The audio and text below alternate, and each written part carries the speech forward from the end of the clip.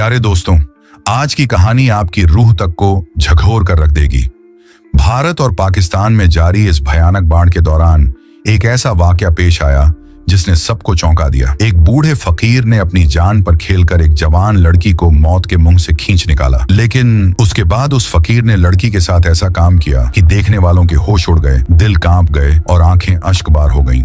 रात के अंधेरे में बारिश की बूंदें जैसे आकाश को चीर कर धरती पर गिर रही थीं। घंटों की मूसलाधार बारिश के बाद गांव के आसपास का दृश्य किसी कयामत से कम नहीं था। नदी की उग्र लहरें गांव के घरों को निगल रही थीं, गलियां पानी में डूब गई थीं और चीख पुकार हर तरफ सुनाई दे रही थी। हर कोई अपनी जान बचाने की चिंता में था। कोई छतों पर पनाह ले रहा था, कोई पेड़ों से लिपटकर अपनी जिंदगी बचाने की कोशिश कर रहा था। इसी अफरा तफरी के बीच एक कोने में एक बूढ़ा फकीर खड़ा था। सफेद लंबे बाल, झुर्रियों से भरा चेहरा, धूप और धुएं से काली हुई आंखें, शरीर पर पुराना फटा हुआ कपड़ा और हाथ में एक लकड़ी की छड़ी। उसका अस्तित्व किसी पुरानी कहानी के पात्र जैसा लगता था। लोग उसे अक्सर गांव की दरगाह के पास बैठे देखते थे।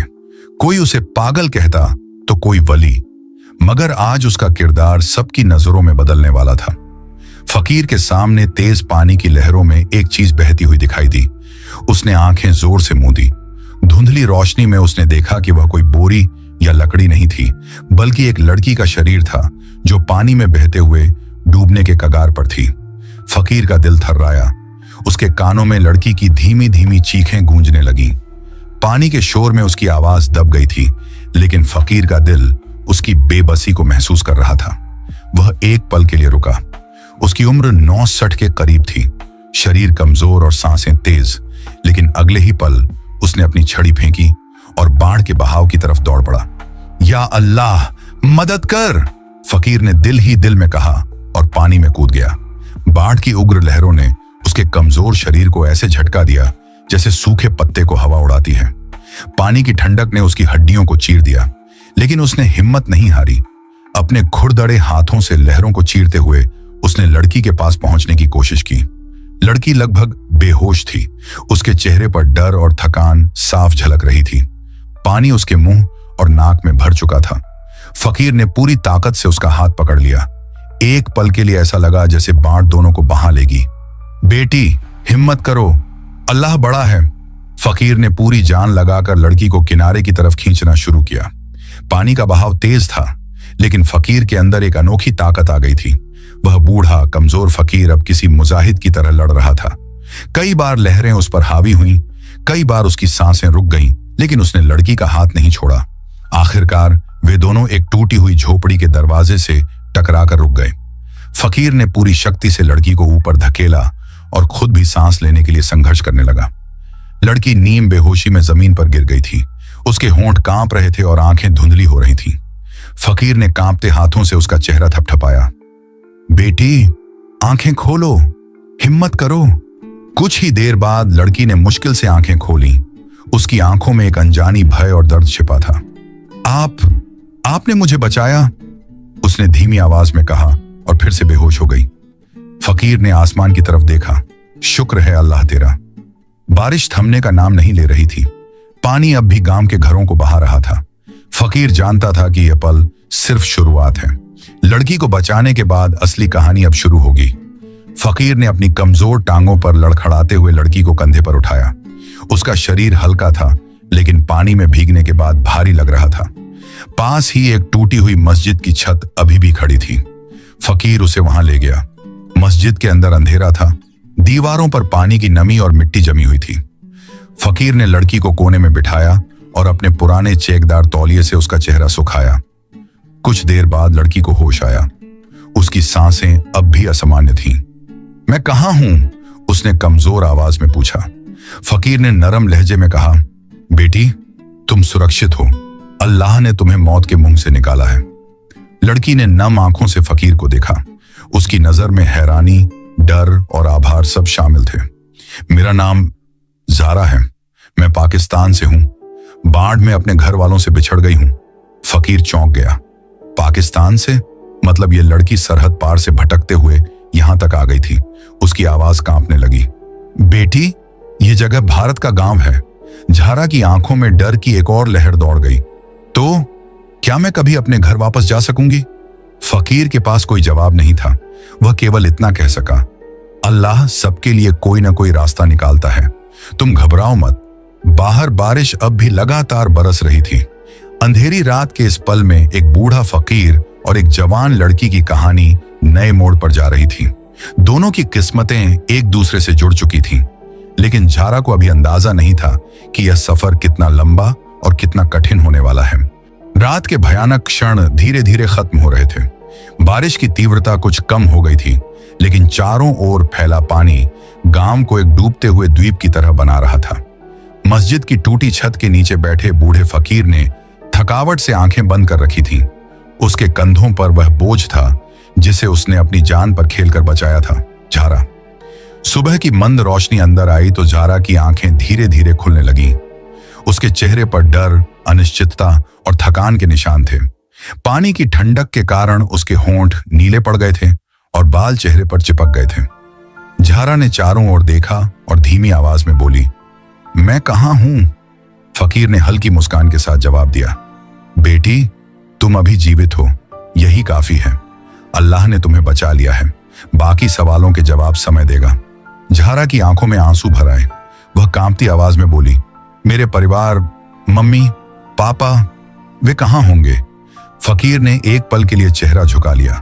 वह जानता था कि ऐसे सवालों के जवाब देना आसान नहीं है, मगर उसने हौसला देते हुए कहा, बेटी, अभी निराश मत हो, बाढ़ बहुत बड़ी है, शायद वे कहीं सुरक्षित होंगे। अल्लाह की रहमत पर भरोसा रखो। झारा ने सिर झुका लिया और आंसू चुपचाप उसके गालों पर बहने लगे। बाहर अब बारिश रुक गई थी, लेकिन तबाही का दृश्य अवर्णनीय था। गांव की गलियां मिट्टी और पानी में डूबी थीं। पेड़ जड़ों समेत उखड़ गए थे। घरों की दीवारें गिर चुकी थीं। हवा में अजीब सा सन्नाटा था, जिसे कभी कभी किसी घायल की कराह या पानी में बहती लकड़ी की आवाज तोड़ देती थी। फकीर ने अपनी छड़ी संभाली और झारा को सहारा देकर खड़ा किया। चलो बेटी, हमें कोई सुरक्षित जगह ढूंढनी होगी। ये मस्जिद ज्यादा देर टिकने वाली नहीं। झारा कमजोर थी, उसके पैर बार बार लड़खड़ा रहे थे, लेकिन फकीर के कंधे का सहारा उसके लिए ताकत का स्रोत था। दोनों पानी से भरी गलियों से गुजरते हुए आगे बढ़े। रास्ते में मलबे, टूटी छतों और निर्जीव शरीरों को देखकर झारा का दिल कांप गया। वह हर दृश्य पर आंखें बंद कर लेती, लेकिन दिल की धड़कनें तेजी से बढ़ती जा रही थीं। कुछ दूरी पर एक ऊंची जगह पर कुछ लोग जमा थे। वे भी बाढ़ से बचकर निकले हुए थे। फकीर और झारा वहां पहुंचे तो सबने हैरानी से उन्हें देखा। एक आदमी बोला, अरे, ये फकीर बाबा हैं, हम सोच रहे थे ये भी बह गए होंगे। फकीर ने सिर झुकाया और बोला, अल्लाह ने अभी जीवन बाकी रखा है। यह लड़की पाकिस्तान से है, बाढ़ ने उसे यहां ला फेंका। इसकी रक्षा करना हम सबकी जिम्मेदारी है। लोग सरगोशियां करने लगे। पाकिस्तान की लड़की यहां कैसे आ गई? कुछ के चेहरों पर सहानुभूति थी, कुछ पर शक। झारा ने सबकी निगाहें अपने ऊपर महसूस की तो उसके दिल में डर जाग उठा। उसने फकीर का हाथ मजबूती से थाम लिया। फकीर ने उसे आश्वस्त किया, घबराओ मत बेटी, मैं हूं ना। इसी बीच एक मध्यम आयु का व्यक्ति बोला, बाबा, गांव के लोग पहले ही अपनी जान बचाने में लगे हैं। ऊपर से यह लड़की कौन जाने सच में पाकिस्तान से आई है या कुछ और है। हम मुश्किल में हैं, इस समय किसी अजनबी पर भरोसा करना आसान नहीं। यह सुनकर झारा के दिल को गहरा धक्का लगा। उसकी आंखों से आंसू बह निकले। मैं झूठ नहीं बोल रही, मैं सच में अपने परिवार से बिछड़ गई हूं। फकीर ने दृढ़ आवाज में कहा, मैंने अपनी आंखों से देखा है, इसे मौत के मुंह से लाया हूं। यह बच्ची मासूम है। तुम सब अपने दिलों में थोड़ी दया रखो। आज अगर यह तुम्हारी बेटी होती तो क्या तुम यही कहते? फकीर की बात ने सभी को चुप करा दिया।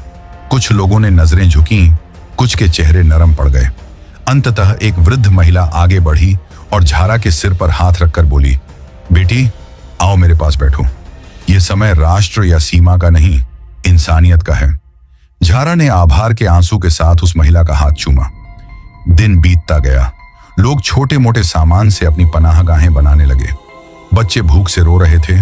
महिलाएं घायल लोगों की देखभाल कर रही थीं। पुरुष मलबा हटा रहे थे। फकीर भी कमजोर होने के बावजूद सबके साथ लगा रहा। वह कभी पानी भरने जाता, कभी बच्चों को हिम्मत देता। झारा उसके करीब बैठी सोच में डूबी रही। हर पल उसका दिल अपने परिवार को याद कर रहा था। बार बार उसके दिमाग में उनका चेहरा आता और वह सोचती कि क्या वे जीवित हैं या। शाम के समय जब सब थके हुए बैठे थे, अचानक एक युवा लड़का दौड़ता हुआ आया। उसने चिल्लाकर कहा, नदी का पानी फिर बढ़ रहा है, हमें तुरंत ऊंची जगह पर जाना होगा। सभी लोग घबराहट में खड़े हो गए। महिलाएं बच्चों को संभालने लगीं, पुरुष सामान समेटने लगे। फकीर ने तुरंत झारा का हाथ पकड़ा और बोला, बेटी हिम्मत करो, हमें फिर चलना होगा। झारा ने कांपते दिल के साथ उसका हाथ मजबूती से पकड़ा। उसके चेहरे पर थकान के बावजूद एक दृढ़ता थी। अंधेरी रात फिर करीब आ रही थी। आकाश पर काले बादल फिर छा गए थे। हवा में ठंडक बढ़ गई थी। लोग टोली की तरह ऊंची पहाड़ी की ओर बढ़ने लगे। रास्ते में झारा के कदम लड़खड़ाए तो फकीर ने उसे संभाला। बेटी याद रखो, जीवन की सबसे बड़ी ताकत उम्मीद है। अगर यह बाकी रहे तो कुछ भी संभव है। झारा ने नम आंखों के साथ सिर हिलाया। उसके दिल में पहली बार ऐसा लगा जैसे यह फकीर सिर्फ एक आम आदमी नहीं, बल्कि उसका संरक्षक फरिश्ता है। लेकिन झारा यह नहीं जानती थी कि यह सफर केवल उसकी जान बचाने तक सीमित नहीं रहेगा। आगे और भी परीक्षाएं थीं, ऐसी परीक्षाएं जो उसकी जिंदगी का रास्ता हमेशा के लिए बदल देंगी। रात का अंधेरा छा चुका था। आकाश में बादल फिर गरजने लगे थे और बिजली की कड़क हर किसी के दिल को हिला देती थी। बाढ़ का पानी बढ़ने की खबर सुनते ही सभी लोग घबराहट में लंबी कतार बनाकर पहाड़ी की ओर बढ़ रहे थे। महिलाएं बच्चों को सीने से चिपटाए, पुरुष छोटा मोटा सामान कंधों पर रखे। सभी बस सुरक्षित जगह तक पहुंचना चाहते थे। फकीर ने अपनी छड़ी हाथ में मजबूती से थाम रखी थी और दूसरे हाथ से झारा को सहारा दिया हुआ था। झारा के चेहरे पर थकान और डर के बावजूद एक अजीब सी चमक थी। उसके दिल में यह विश्वास बैठ चुका था कि अगर यह बूढ़ा फकीर न होता तो वह कब की पानी की धारा में डूब चुकी होती। पहाड़ी तक पहुंचना आसान नहीं था। रास्ते में कीचड़, पानी और उखड़े हुए पेड़ों की जड़ें लोगों को बार बार रोक रही थीं। कई बार बच्चे फिसल कर गिर जाते और उन्हें उठाने के लिए महिलाएं चीखने लगतीं। झारा भी एक बार फिसल कर कीचड़ में गिर गई। उसके हाथ घायल हो गए, लेकिन फकीर ने तुरंत उसे सहारा दिया। बेटी हिम्मत मत हारो, यह रास्ता मुश्किल है लेकिन अंत बेहतर होगा, फकीर ने कहा। झारा ने सिर हिलाकर अपने आंसू साफ किए और फिर से कदम बढ़ाए। कुछ घंटों की कोशिश के बाद वे सभी पहाड़ी के दामन तक पहुंच गए। वहां कुछ जगह अपेक्षाकृत सूखी थी, जहां लोग आराम के लिए बैठ गए, लेकिन ऊपर जाना अभी बाकी था। एक युवा लड़के ने कहा, बाबा ऊपर जाना बहुत खतरनाक है, अंधेरा है, पत्थर फिसल सकते हैं। फकीर ने उत्तर दिया, यही समय है, अगर अभी नहीं गए तो पानी हमें यहीं बहा ले जाएगा। यह सुनकर सभी ने हिम्मत बांधी और धीरे धीरे पहाड़ी चढ़ने लगे। झारा बार बार रुकती, उसके पैरों में कांटे और पत्थर चुभ रहे थे, लेकिन फकीर हर बार उसका हाथ पकड़कर उसे ऊपर खींच लेता।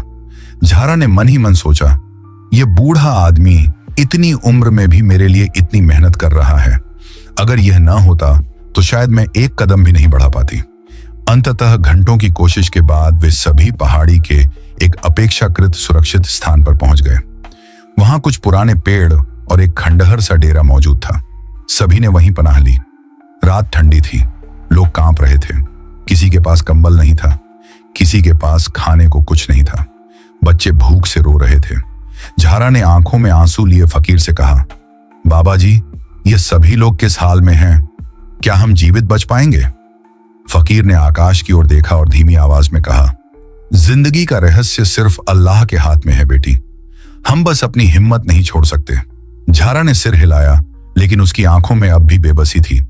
अचानक पहाड़ी के दूसरे हिस्से से रोशनी की झलक दिखी। सभी हैरान हो गए। किसी ने कहा, लगता है कोई और भी बच गया है। फकीर ने सभी को तसल्ली दी और अपनी छड़ी के सहारे धीरे धीरे उस ओर बढ़ा। झारा भी उसके पीछे गई। जैसे ही वे पास पहुंचे, देखा कि 3-4 लोग आग जलाकर बैठे थे। उनके चेहरे अजनबी थे। उनमें से एक लंबे कद का आदमी खड़ा हुआ और बोला, कौन हो तुम लोग? फकीर ने हाथ जोड़कर कहा, हम बाढ़ से प्रभावित हैं। यह बच्ची पाकिस्तान से है। मैंने इसे मौत के मुंह से बचाया है। हमें सभी को पनाह चाहिए। वह आदमी गौर से झारा को देखने लगा। उसकी नजरें अजीब थीं, जैसे कुछ छुपा रहा हो। पाकिस्तान की लड़की यहां कैसे आ गई? उसने ताने भरे लहजे में कहा। झारा डर गई और फकीर के करीब हो गई। फकीर ने दृढ़ आवाज में जवाब दिया, यह मासूम है। बाढ़ ने सीमाओं को नहीं देखा। यह इंसानियत का समय है, राष्ट्रों का नहीं। वह आदमी चुप हो गया, लेकिन उसके चेहरे पर नाराजगी साफ झलक रही थी। बाकी लोगों ने सहानुभूति दिखाई और उन्हें आग के पास बैठने दिया। झारा आग के पास बैठते ही अपनी कांपती उंगलियां उसकी गर्मी की ओर बढ़ाई। उसके आंसू लगातार बह रहे थे। फकीर ने उसके सिर पर हाथ रखा। बेटी, डर छोड़ दो, हम सुरक्षित रहेंगे। लेकिन झारा के दिल में एक और डर बैठ चुका था। वह लंबे कद वाला आदमी बार बार उसकी ओर देख रहा था, जैसे उसके बारे में कुछ सोच रहा हो। रात का एक पहर बीत गया। सभी थकावट के कारण सोने लगे, लेकिन झारा की आंखों में नींद नहीं थी। उसने धीरे से फकीर से कहा, बाबा जी, मुझे लगता है यह आदमी मुझे पसंद नहीं कर रहा। उसकी नजरें अजीब हैं। फकीर ने आंखें खोली और गंभीरता से कहा, हाँ, मैंने भी महसूस किया है। बेटी, याद रखो, इस दुनिया में सभी नेक नहीं होते। हमें सतर्क रहना होगा। झारा ने सिर हिलाया, लेकिन उसके दिल में डर और बढ़ गया। इसी समय अचानक पहाड़ी के नीचे से एक जोरदार आवाज आई। पानी का बहाव फिर तेज हो रहा था। लोग घबराकर उठ बैठे। वह लंबे कद वाला आदमी बोला, अगर हम ऊपर नहीं गए तो सब डूब जाएंगे। लेकिन एक बात है, ये लड़की हमारे साथ रहे तो मुश्किल पैदा कर सकती है। लोग सवाल करेंगे, हमें बांटना भी कम पड़ जाएगा। बेहतर है इसे यहीं छोड़ दें। यह सुनते ही झारा का दिल कांप उठा। वह डर के मारे फकीर का हाथ पकड़ गई। फकीर की आंखों में गुस्सा और दर्द झलक गया। उसने ऊंची आवाज में कहा, शर्म करो, ये एक बच्ची है, कोई बोझ नहीं। अगर कोई इसे नुकसान पहुंचाने की कोशिश करेगा तो पहले मुझे पार करना होगा। सन्नाटा छा गया। सभी लोग फकीर के शब्दों पर चुप हो गए। लेकिन झारा के दिल में एक नया सवाल जन्म ले चुका था। क्या मैं सच में यहां सुरक्षित हूं, या यह पहाड़ी मेरा दूसरा इम्तिहान बनने वाली है? रात की ठंडी हवाओं में उस सवाल का जवाब अभी रहस्य में छुपा था। सुबह की हल्की रोशनी पहाड़ियों पर फैल रही थी। रात के अंधेरों के बाद जब पहली किरण ने धरती को छुआ तो जैसे सभी के दिलों में उम्मीद की हल्की लहर दौड़ गई। लेकिन झारा के दिल में अब भी डर था कि आगे कौन सा इम्तिहान उनका इंतजार कर रहा है। फकीर ने अपना हाथ उसके सिर पर रखा और कहा, बेटी, हिम्मत रखो, आज तुम्हें तुम्हारा असली सफर मिलेगा। वे सब धीरे धीरे पहाड़ी से नीचे उतरने लगे। नीचे घाटी में एक कच्चा रास्ता दिख रहा था, जो शायद किसी गांव की ओर जाता था। झारा की सांसें तेज हो रही थीं। दिल कह रहा था कि शायद यह रास्ता उसे उसके अपने घर तक ले जाएगा। लंबे कद वाला आदमी अब भी पीछे पीछे चल रहा था, लेकिन वह चुप था। शायद फकीर के शब्दों ने उसके दिल को कहीं ना कहीं छू लिया था। कुछ घंटों के सफर के बाद धुंध के पार एक छोटा सा गांव दिखा। टूटी फूटी झोपड़ियां, कच्चे मकान और बीच में एक पुराना बरगद का पेड़। झारा की आंखें नम हो गईं। उसने फकीर का हाथ थामकर कहा, बाबा जी, यह जगह मुझे जानी पहचानी लगती है। फकीर मुस्कुराया, हाँ बेटी, यह वही गांव है जिसे तुम ढूंढ रही थी। झारा तेज कदमों से दौड़ी। उसके दिल की धड़कनें बेबस थीं। जब वह गांव के बीच पहुंची तो एक झरझर कच्ची दीवार के पास एक महिला बैठी रो रही थी। उसके बाल बिखरे हुए, चेहरे पर थकान और आंखों में गम के साए थे। अम्मी! झारा की चीख गूंज उठी। वह महिला चौंकी और फिर जैसे उसकी दुनिया ही बदल गई। उसने आंखों पर हाथ रखा और दोबारा देखा। झारा, मेरी बच्ची, तुम जिंदा हो। झारा अपनी मां से लिपट गई। दोनों धाड़े मार मार कर रोने लगीं। क्षण ऐसा था जैसे वर्षों की दूरी का बोझ एक पल में हल्का हो गया हो। इसी दौरान एक कमजोर मगर मजबूत कद वाला आदमी झोपड़ी से बाहर आया। उसके चेहरे पर भी समय की छाप थी, लेकिन आंखों में अपनी बेटी को देखकर रोशनी उतर आई। मेरी झारा, मेरी जान! झारा ने दौड़कर अपने पिता के कदमों को छुआ। उसने उसे उठाकर सीने से लगा लिया। पापा, मैंने सोचा था कि शायद मैं आपसे कभी नहीं मिल पाऊंगी। माँ बाप अपनी बेटी को पाकर आभार के आंसू बहा रहे थे। फकीर दूर खड़ा यह दृश्य देख रहा था। उसके झुर्रियों भरे चेहरे पर मुस्कान थी। झारा ने दौड़कर फकीर के कदमों को छुआ और रोते हुए कहा, बाबा जी, ये सब आपकी वजह से संभव हुआ। अगर आप न होते तो मैं कभी अपने घर नहीं पहुंच पाती। फकीर ने उसके सिर पर हाथ रखा और आकाश की ओर देखकर कहा, बेटी, मेरा काम बस इतना था कि तुम्हें मंजिल तक पहुंचाऊं। असली रक्षक अल्लाह है। गांव वाले भी जमा हो गए और सबने फकीर की हिम्मत और झारा की दुआ की सराहना की। लंबे कद वाला आदमी भी चुपचाप खड़ा था। उसकी आंखों में पहली बार नरमी और पछतावे के संकेत थे। इसी समय अचानक एक खबर फैली। बाढ़ अब रुक चुकी थी। पानी की तेज लहरें थम गईं और तबाही के बाद एक नई जिंदगी का आरंभ हो रहा था। सूरज की किरणें गांव पर पूरी तरह फैल चुकी थीं। झारा अपनी माँ बाप की गोद में थी और उसके दिल से डर दूर हो चुका था। उसने आकाश की ओर देखकर धीरे से कहा, शुक्र है या अल्लाह, मेरा सफर पूरा हुआ। यह कहानी हमें यह सिखाती है